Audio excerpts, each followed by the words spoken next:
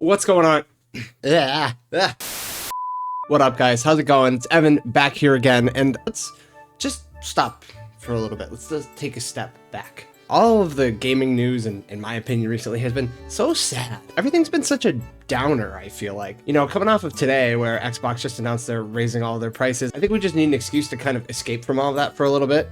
So I'm going to do that by talking about all of the games that I've been picking up recently. A whole lot of fun stuff in here, so stick around, and if you're not subscribed already, hit subscribe to the channel. We're going to be doing a lot more game collecting content like this, discussions, reviews, just a lot of fun stuff, so stay tuned. I'm going to run through these in no particular order. I guess I'll go by console, and I'll start with a console I never buy games for, I'll be honest. I tend to buy games for one specific console at a time, especially when I'm like collecting or focusing on collecting for a certain system. So that makes this one really strange for me, and that's Rhythm Heaven for the DS. So why did I pick up Rhythm Heaven, especially because I never pick up DS games? Well, it's pretty simple. They just announced another one. It was pretty much right after the Nintendo Direct that I decided to pick up Rhythm Heaven again, and I saw prices were kind of going up. Probably the day of that Direct, prices for this game were at about $35-ish. Now they've jumped up to like 60. So I was definitely rushing to get my hands on this. I was actually looking for it before the Direct, and then I was like, geez, now I gotta grab it right now. And thankfully I got this super clean copy. I'm really, really, really happy about that one.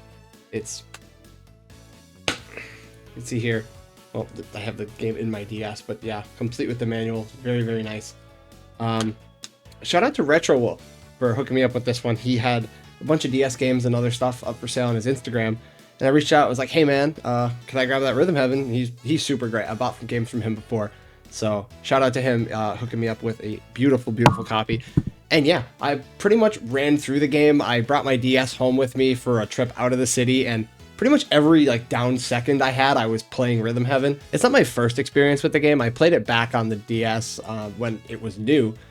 And I've definitely had a little bit of a different experience this time. See, back then, I really wasn't all that musically inclined. I had a general idea of how to play the game, but I almost was like skirting through it, like just getting okays on everything, and I didn't really have a great grasp of how to actually play the game. But now I'm much older, I'm much more musically experienced, I've learned how to play guitar and bass, and I spent years in a cover band playing with my friends, and those were really great memories, but it's inadvertently helped me improve my Rhythm Heaven performance quite a bit. I ended up beating the whole game in like 2 days, and I had a fair number of golds that I just didn't remember having back then. I think I got most of the mini games, at least to Superb, and I had a couple perfects in there. Obviously, you can't control when you unlock the ability to go for a perfect, but I was going through pretty much everything I could where if it gave me a chance to get a perfect, I would go for it, and it went fairly well. There's a couple games I'm not that great at.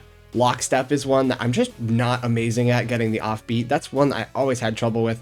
But my favorite is Shoot 'em Up. I love Shoot 'em Up. That game is just so much fun, and it's one of my favorite songs in the game, and I think that's why I like it so much. But overall, Rhythm Heaven, like a DS classic, really, really highly recommend it. And I'm super excited for Rhythm Heaven Groove. I'm just a little hesitant about that game. Now, I never played like the GBA version or the Wii version, but like it's weird to go from Rhythm Heaven on the DS where you're flicking and tapping with the stylus, and Rhythm Heaven Fever on the Wii, which I've never played, but you're using motion controls for that, just to, you know, press A for every input. Like we saw the Nintendo Direct and they're pressing A to jump, and that doesn't seem as fun or engaged to me, but I'm sure it'll be fine. It's definitely like a hypothetical worry for me.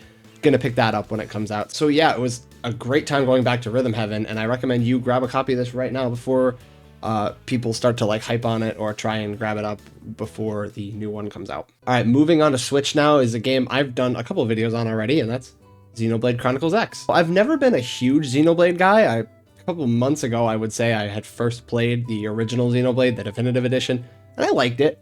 I got about halfway through and kind of stopped. It's not that it's a bad game or anything, it's just there's other stuff that came up that I wanted to play. I do think the combat in that first game is a little rough.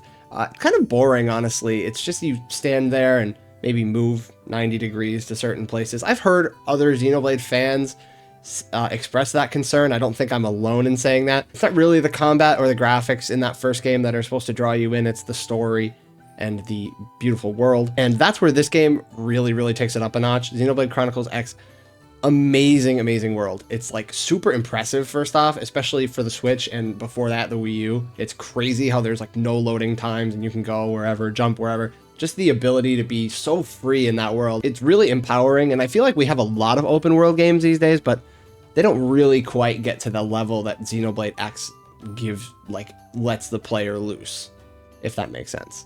As for the story, it's nothing special. I've seen people say that it's nothing special, but I was interested enough to keep going. I'm only about 10 hours in, and a lot of that was running around. It wasn't a lot of stories, so there's definitely a lot I haven't seen yet, so I'm interested in going back. But the reason I kind of put this game down was because I saw stuff that there was a 60 FPS mode locked away in this, so I'm hoping they improve it for Switch. I think we already know it's getting an improvement for Switch. I think Nintendo put it up on one of their websites where it says games improved for Switch. They put Xenoblade X up there. So I'm probably going to go back to it then. I guess my one critique of this game, and it's like a super personal thing, it's not a problem with the game, is that it kind of just lets you loose and tells you, oh, go to this little panel and find what you have to do, the objective, and clear that, and then do a bunch of those, and then the next story mission opens up. I wish there was kind of a more direct path to the story. It's kind of like story mission filler, if you view it that way. But if you really like the exploration, then it's not really a problem. All that stuff is going to come very naturally.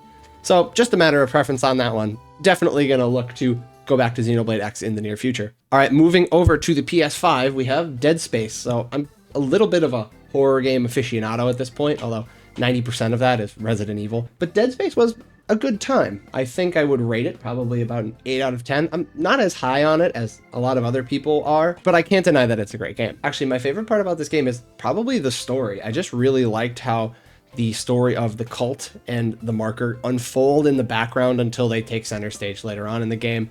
It's definitely a slow burn, and just like Resident Evil, a lot of the story is told through notes and other things on the side where you need to pay attention, and the more you put in, the more you're going to get out of it. As for the gameplay, there's a lot of quality here. You can't deny that it's a really high quality game. My issue with it is I'm just not in love with the gameplay, or frankly put more the gunplay. I definitely think there are really well designed enemies in this game, but I just didn't love this idea of these kind of unconventional guns that are more to do ripping and tearing than to feel like they're packing a huge punch, say like a shotgun. I know there are some more traditional guns in the game, like the plasma rifle, but even they didn't really kind of suit my fancy. I will say I did like the Ripper, and the plasma cutter was good, but I do think it's the story in this game that kept me trudging along. I couldn't put it down for what it was worth. I was really engaged with the story, and I think now that I've been thinking about it a little bit more, that's what kept me into Dead Space. Was I just wanted to see what happens next, and yeah, there's some good stuff here. This game's also really cheap. You can get this for $20, and at that price, you cannot beat it. Up next, I got Bloodborne. What hasn't been said about Bloodborne already? People say it's the best Souls game, or one of the best Souls games, or how we need a remake, we need a remaster. They really need just a patch for this, in my opinion.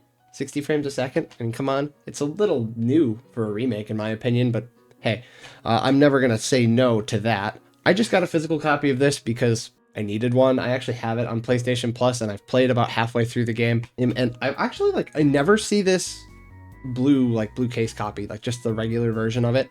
I always see the greatest hits version, which has the ugly red case. I really am not a fan of those. It's always at GameStop, where GameStop charges so much for Bloodborne. I have no idea why. They charge $30 for this. If you go on eBay, this is $15 tops, or $16, $17. I thought they want 30 for it, so I don't know what they're doing there. I think they're just pricing because it's Bloodborne and it's good and people want to play it. But this game, the world, excellent world, super dark, Lovecraftian themes. I really love Lovecraftian games. That's why I own every version of Quake. I'm pulling this off my shelf here. I own every version of Quake, kind of. I need the Saturn one. I will get the Sega Saturn one eventually. Yeah, the world is amazing.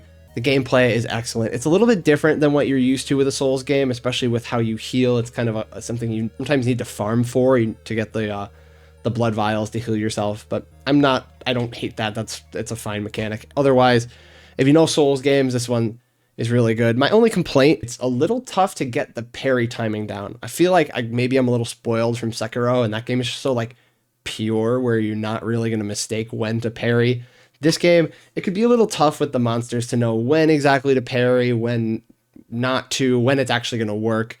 Or I say parry, but I guess it's you shoot with the trick weapon.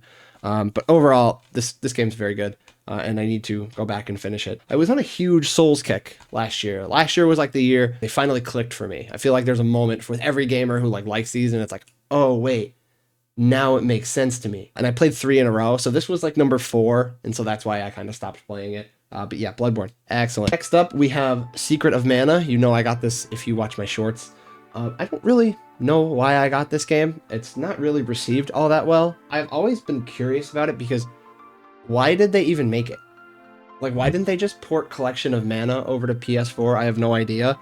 But they just decided to completely remake Secret of Mana, and from what a lot of people say, it's just not as good as the original, but it just sticks out to me as an oddity. It's a game people should talk about more, right? Like, they completely remade Secret of Mana, this legendary SNES RPG on PS4, and nobody talks about it. One of my favorite cover arts on the system, even though it's not really original. So maybe one day I will pop this in and give it a try, but for right now, it is looking very pretty on the shelf. And finally, the big dog of the whole video, Clear Obscure Expedition 33. I've been talking nonstop about this game. If you think I've been talking a lot about it on the channel, you haven't seen me in real life because I've been blabbing nonstop to everybody I know that they need to play this game. And I was like super high on this when they unveiled it. I think it was last summer at the Xbox Game Showcase. I was like, wow, that looks amazing. And then we saw more trailers and they unveiled the story and I was like, man, that looks really good. And I'm like, this is a great concept. And then they come out with it. It's like, oh, it's $50 and 30 hours. And I was like, oh my God, like this game is going to be amazing. Like, it can't possibly be that good. Oh yeah, it's that good. So emotional when it starts off. First off, I'm not going to spoil anything. Like, there's no spoils here. Starts off not slow, but impactful. It's not a slow start, but it's not a fast. It's not the bombing mission from Final Fantasy VII. The way that this game starts out is so emotionally impactful. It is incredible.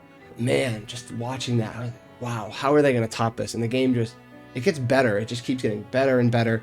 And the combat, turn-based combat with real-time quick-time events. I'm a kid that grew up playing Dragon's Lair on a DVD player. I really like quick-time events for some reason. And this game kind of scratches that itch of being fast, yet slow and turn-based where you can be methodical and not be rushed. I definitely like this more than like the Final Fantasy VII remake style. I love those games, don't get me wrong, but something about that like pure turn-based combat with a little flair of Paper Mario and honestly, Sekiro, it's just great. A reinvention of turn-based games, which I think we've needed for a little bit. To a certain point, I feel like some companies like Square have kind of relegated turn-based games to the side, and it's kind of a shame. Stuff like Triangle Strategy, Octopath Traveler, Bravely Default, that's all really, really good. It's just Square feels like they're not going to sell, and so they kind of push them off to be their like AA projects. No, we need more games like this. This is the real deal. This game is the truth, and quick. The music, oh my goodness, the music, so good. It fits perfectly in the French European aesthetic that they're going for, but it's catchy, it's upbeat, there's slow tunes that get stuck in your head, there's fast beats that make it on your gym playlist. I can't stop singing the praises of this game, and I highly recommend that you go grab it. Even if it's sold out, wait it out, order it. You know, a lot of independent game stores like VGP and P&P are getting this in way more than like Walmart and Target are, so definitely go out, grab a copy of Expedition 33. 100% recommend it. And while that's all I have for physical games, I do have one more thing to mention, and it's the Switch 2. I managed to get a Switch 2 pre-order the night that they went live. I actually didn't really have that much trouble. I'm very much used to trying to secure these limited release products or these things that are going to sell out pretty quickly. I did it with the PS5. I got really lucky. Within, I think, about a month of release, I was able to grab one, even though I had to drive an hour away to go get it. One thing I'm worried about with Target is it says it's not supposed to be delivered on June 5th. It says June 11th or June 5th through 11th sometimes. So I don't know when it's actually going to show up. I guess I'm just happy I got one. If there's a chance to pre-order one, I will probably cancel the Target one and get one where I know I can pick it up that day or at night or something like that. As for games, I just got Mario Kart, and I'll probably grab Cyberpunk the day of. I do own Cyberpunk already on PC, but I am going to support CD Projekt Red putting the full game on a cartridge here. We've been seeing way too much with the game keys, and I actually wanted to get Yakuza 0, but it's on a game key, and it's $50. Like, if I was going to get that game, I might as well just get it on PS4, and then I can have all the Yakuzas on one platform, and I'll actually have them on disc. So I guess that's the way I'm looking at it.